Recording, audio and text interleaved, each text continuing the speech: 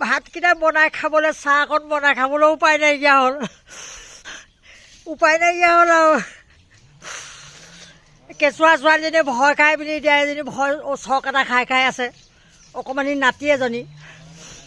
ভঁৰালৰ ধান তিতিলে ঘৰ ভাগিলে কাপোৰ কানি তিতিলে মুঠতে অৱস্থা নাইকিয়া হ'ল আৰু তেনে নিশা বতাহ ধুমুহা আহিলত আমাৰ মানে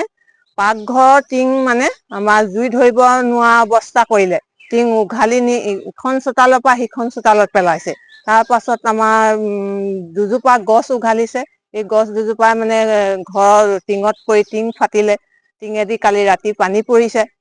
শুব নোৱাৰা অৱস্থা হৈছে আৰু গোটেই ঘৰ মানে হেৰি হৈছে আৰু পানী পৰি আমাৰ অৱস্থা নাইকিয়া হ'ল শুবলৈ মানে আমাৰ কালি জেগা নাই আৰু এনেকুৱা অৱস্থা হৈছে আৰু তাকে এতিয়া সেইখিনি কাৰণে আমি এতিয়া চৰকাৰলৈ অনুৰোধ জনাইছো যাতে কিবা এটা আমাক সাহায্য দি আমাক যাতে উদ্ধাৰ কৰে আমাৰ পৰিয়ালটোক খেতি বাতি আমাৰ ওচৰৰ এঘৰ খেতি নষ্ট হৈছে তাৰপৰা ইফালে সিফালে গছৰ ধুমুহা গোটেইখন গছ উঘালিছে আমাৰ বাৰীতো গছ উঘালিছে এনেকুৱা অসুবিধা কৰিছে তাৰমানে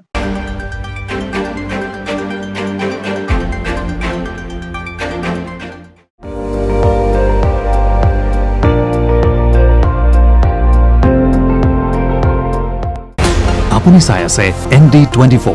সৰ্বশ্ৰেষ্ঠ নহয় সৰ্বোত্তমৰ দৌৰত